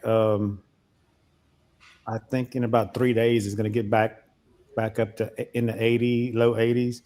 And I want to see because when I was placing the treatment today, I was pulling frames out and checking, and they were still laying eggs and had young larvae. And I want to see if they stop. But I didn't notice in the last time I did it because last time I did it in 3 treatments. I did 35, 35, and 35, Mhm. and it didn't hardly stop them at all. I mean, not that I could see, not that I could notice. Like the queen had shut down. Well, it's been. We've discussed this before. Discussed with Charlie a little bit. I think maybe either one of those treatments, in my opinion, Formic or the Guard, puts quite a lot of stress on the colonies. Yeah. And Yeah. unless you have to stretch them out, maybe, the better. Isn't Formic the one Mike Berry tried to use and lost some hives or lost some queens? I'm not going to say Joey. He had something that was kind of gummy. It was a pad, but Okay. it was gummy. I think it's something that they don't even sell anymore. Could have been. I forgot the name of it, but yeah, it was like he complained about how nasty it was to actually use. Yeah. It What's was that all other stuff that come out that It's still on. Was that the Oh, the beer stuff? yeah, Hop, that's it. hop guard. Top guard. Oh, that's what it was. Yeah. Yep. Yeah, that stuff doesn't work, and it's messy as all get out. They tell me. Yeah, he was Yeah, hot complaining. guard is a last result. Yeah, he was Last complaining resort. about that, how messy it was, and then I think Yep. he, in his opinion, I think I'm not sure if he had said it killed some queens or what, but like Joey said, I do remember him saying how nasty it was. So we got Rob in here tonight from Heavenly Honey in Pennsylvania. He's new to the channel. I think he's been listening for a while. Hello, Rob. Hey, He Rob. subscribed tonight. Yeah, And- sorry, I'm trying to navigate how to get on here, and I keep signing out and this and that, and I couldn't get the mic work and couldn't get the camera work, but I think we got it now. It's okay. You sounding good. And Yeah, Rob's Just don't say anything that Rob's, pisses JW off. Yeah. Rob is my and Will's dinner partner. yeah. So, and we got Todd in here, and Todd brought his guest Tommy with him. So, have you fed Tommy tonight? No. Tommy the tapeworm's in limbo right now. I only came on a little bit just to talk about what JW had mentioned, because it reminded me about the Bob's video yesterday. So on those strips, he saw better results from 4.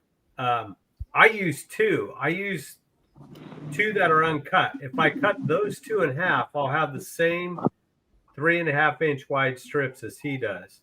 I've never tried it that way, but I'm going to try a few next year on some hives. But So, everything that I sell in my store, I test before I sell it.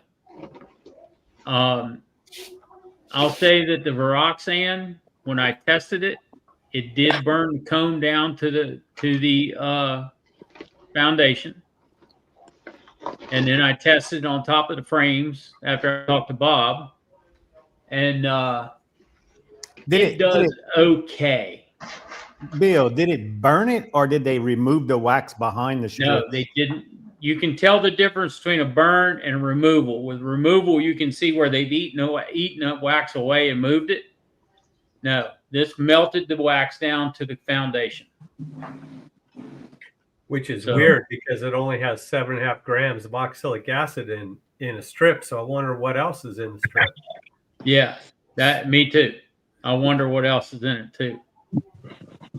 So I never use it. I just noticed that when I used to use Apivar, they used to remove the wax behind the Apivar strip on each side.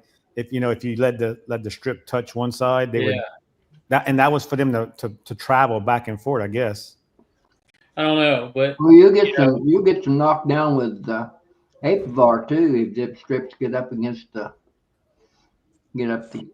hive. I've had that. I mean, up against the comb. If it don't hang in the middle.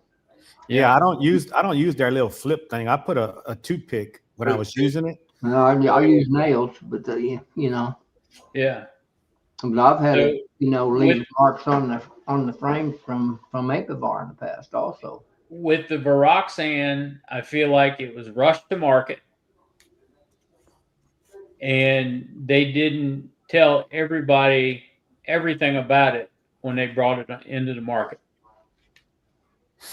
I think they left some things out. So, and it's very expensive. So I finally sold the last pouch of Viroxan 2 weeks ago. You ordering a pallet more? No, I'm not. It's too expensive. That's the only reason I don't use it, because I got 100 hives and I don't want to buy that. So I just make my own for the wintertime. I'm fixing it after I do this treatment of ApiGuard. I got my pads already here, and I'm gonna go ahead and make some and lay them in there for the wintertime. And I'll pull them out in the spring whenever I start feeding again. Well, I say spring, I mean late January. Yeah.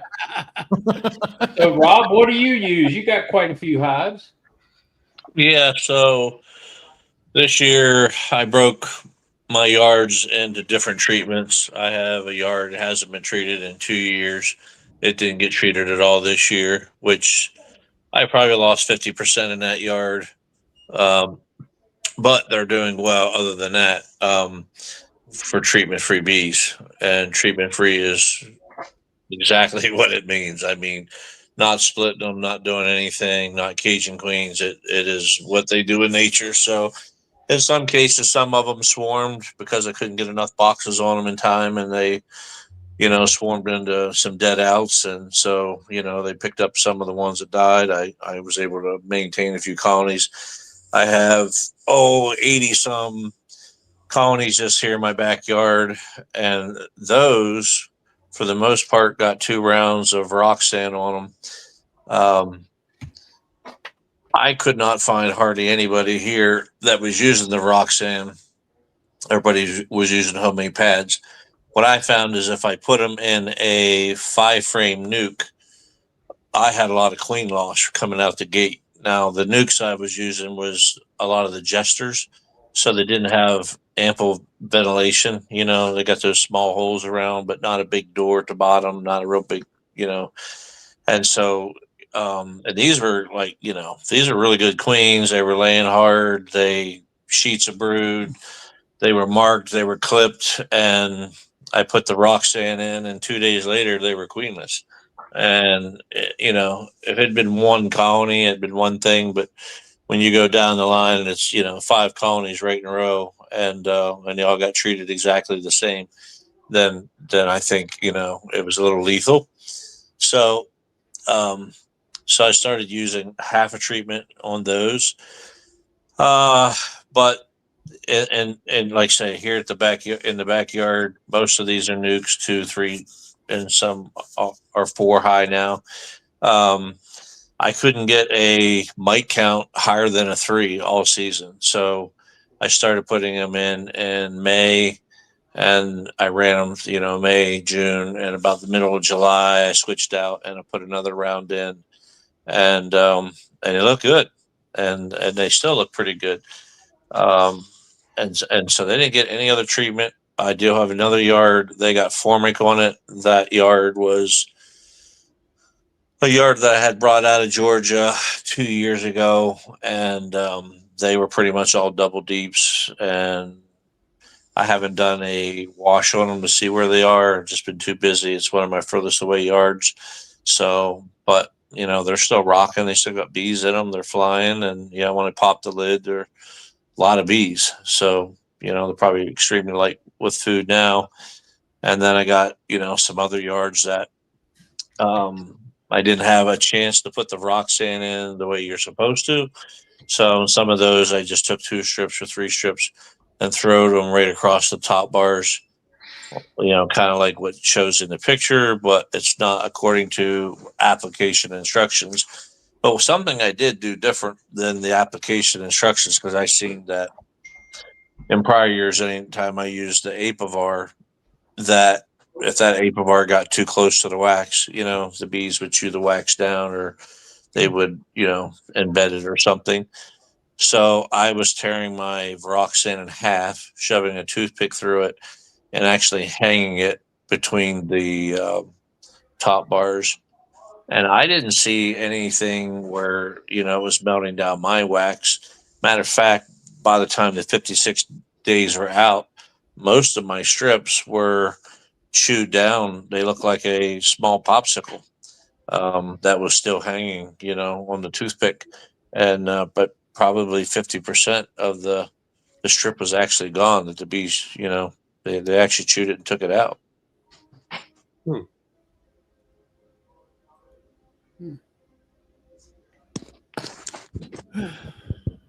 I want to go back a little bit. I just got back from the barber, and I couldn't chime in, but earlier you guys were talking about resistance.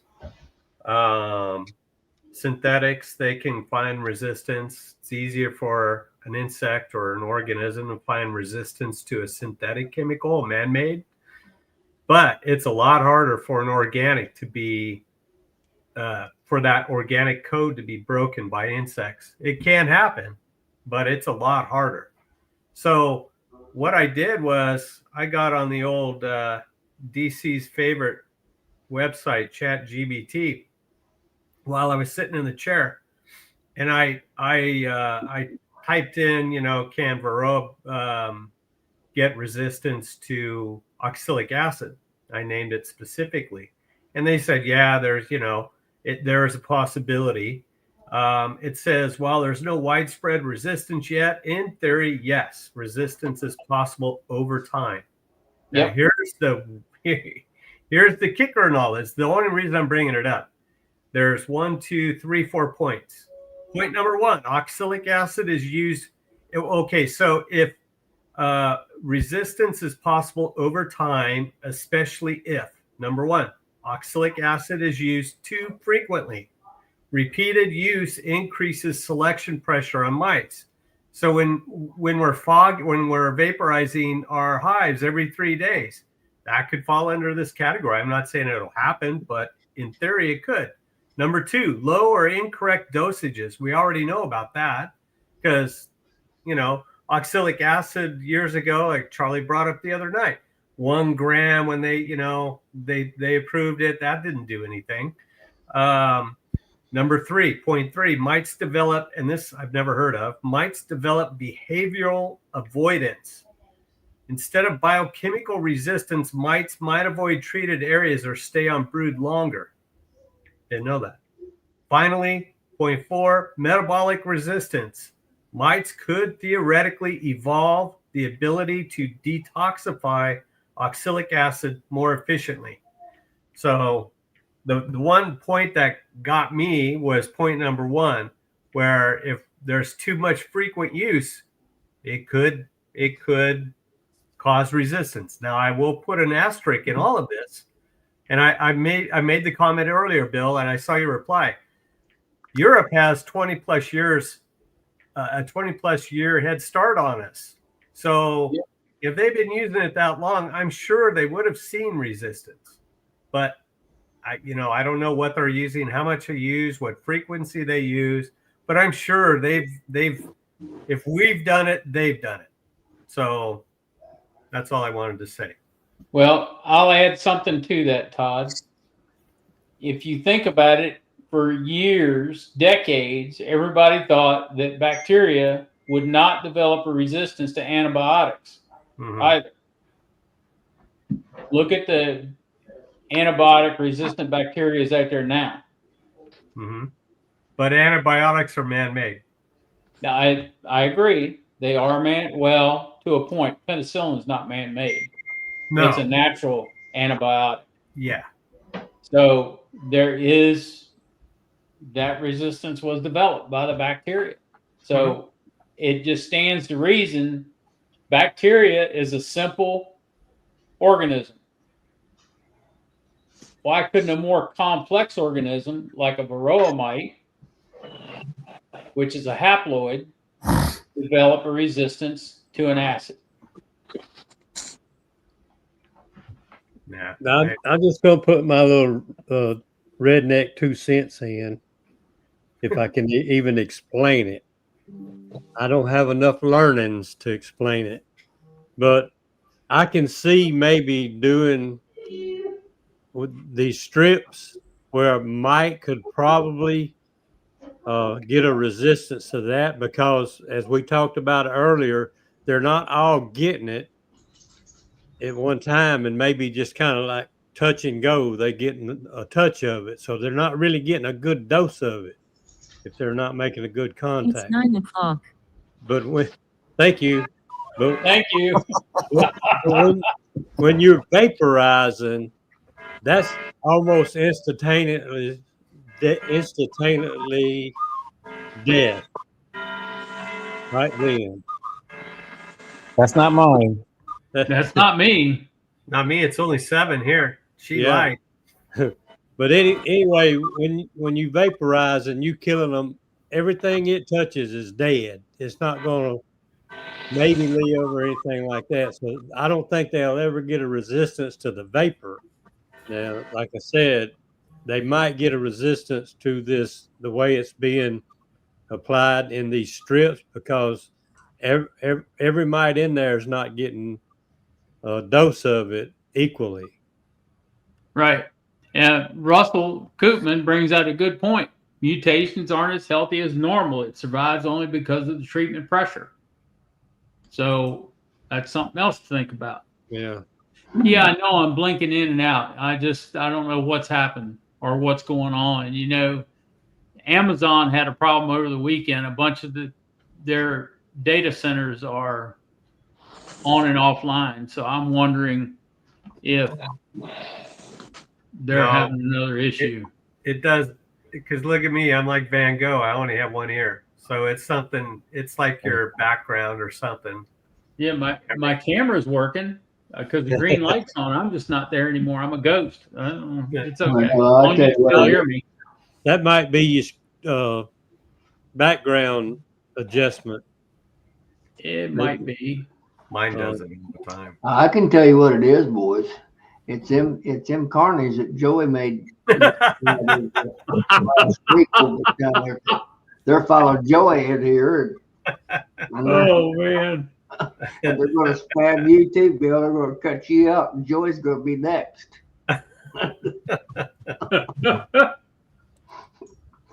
Well, I don't know, a question, or maybe it would challenge some of the thinking, but the Varoxan, if I understand it correctly, being an acid, it works. The main function is to burn the feed off the mites, and in some cases, I guess it does burn through the skeletal shell of the varroa mite. But the main thing is it burns the feet, and the way I understand Sam Ramsey explained it is, you know, they have like Spider-Man feet, the suction cups, which allows them to hang on to the honeybee. And once their feet are burned, they can't. And so they're not able to gain traction, and they fall off the bee, and eventually they can't move, and they die. So I don't know how you would get a resistance from that. That's like saying, you know, white-tailed deer is going to build a resistance to a lead bullet. You know, I don't see it happening. Hey, I've known some that I've shot that didn't stop.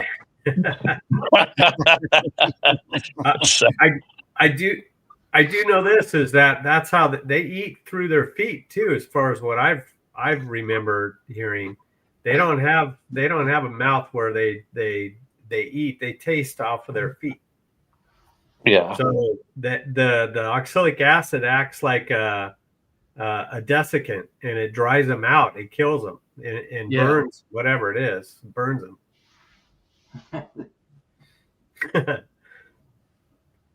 But who knows? I still think Brad of Faith the Apiary and I've talked about this over a year now. I think trying to kill the mites is good, but I think handling the viruses is what's even better. So, yeah. Because it's not the mites that are killing the bees. It's the viral load. Yeah. After they're gone, it's killing the bees. Yeah. Yep. Yep. So I don't know, but I don't think anybody's going in that direction right now anyway. I don't know. I think if I had a giant insect hooked to my back sucking my fat, I think I'd be pretty sick without a virus. Yeah. Now just think of all the viruses that insect was adding to it. You know? Well, that's a pretty big order you're asking for, Todd, there, because I've been trying to figure out the common cold virus, you know, and I haven't got it slowed down too much yet. So, well, you know, the common cold is a coronavirus, actually. Yeah. Yeah. No. Well, everybody, it's 10 o'clock. So if you time to eat. Yeah, it's time for Todd to feed Tommy. So if you've enjoyed tonight's chat, hit the like button. It keeps us all hanging around a little bit longer. And we're all able to have more chats like this. If you're new to the channel, please hit the subscribe button. It keeps me around a little bit longer. So everybody have a good week. Don't forget about Nancy tomorrow night at 7:30 on Beekeeping with Nancy, right, Charlie? Is what it is. I think Joey's on Saturday nights. And then Todd has got a new channel, Late Nights with Todd and Ricky, right? Ryan after Ricky. The fuzzy bee lovers. The Fuzzy Bee Lovers. Uh-oh. That Uh, sounds like a California channel. Todd and Brian at what is it? 10 o'clock It's- Eastern Standard. The 10 Teletubby Eastern, lovers. 7 Pacific. Yeah. It's Yeah. after Ricky's show on Thursday, but it's only twice a month. Yep. And Ricky's show is on Thursday night. What was that, Um, JW? Teletubbies? Pardon me? You said it was Teletubbies? Oh, I'm going to call you God's my Mr. buddy. I Irwin. can aggravate him. I aggravate gonna- everybody, but I I'm gonna particularly aggravate Tom. I'm going to be calling you here in a few minutes, there, Mr. Irwin. You better turn your phone on. I might buzz in Tom, and both of us will go at it with you. There you go. Oh, wait. Send me your It's- lawyers. It's Todd and Tom? Todd and Brian and Todd. The West Coast Bee Chat with Oh. Brian and Todd. Oh, I thought you said Brian's Tom about because out there I was going to say if he was in a chat with Tom, he would never get to speak. Yeah, exactly. Todd's trying to get in now. block him there. Yeah, I appreciate everybody coming in tonight. We've had a good chat. We've had some fun. So Oh, that's I it. will see everybody Friday night with Charlie and Monday night on my channel at 8:00. Somebody's got a reverb in here. So I'm going to end the stream and then we'll have a good old chat in the green room afterwards. Y'all have a good night.